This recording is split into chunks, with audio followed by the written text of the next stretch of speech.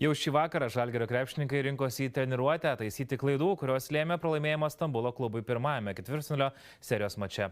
Treneriai neslėpė, buvo bemiegė naktis, bet išvados padarytos ir rytoj laukia dar vienas karštas vakaras Stambule.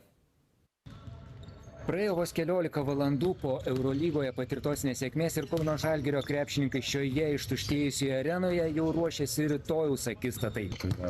Atkrintamosios, o ne visi jas yra pajutę, ypač žaidžiant prieš Fenerbahčę, kur Šarkas vis tiek turi įdiegęs tą gynybos mentalitetą.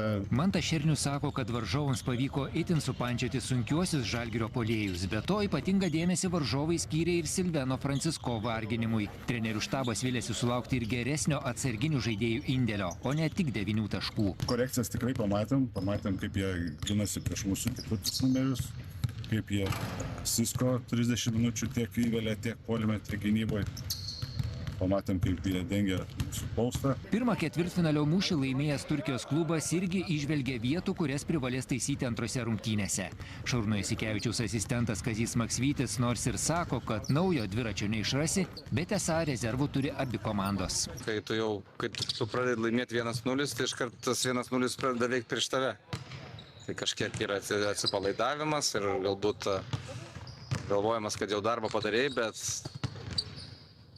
1-1 turbūt būtų geras rezultatas Žalgiriui esant dabartinių situacijų. Buvęs Žalgirio vairininkas neabejoja, kad Kauno klubas prisitaikys prie Fenerbahčės taikytos gynybos.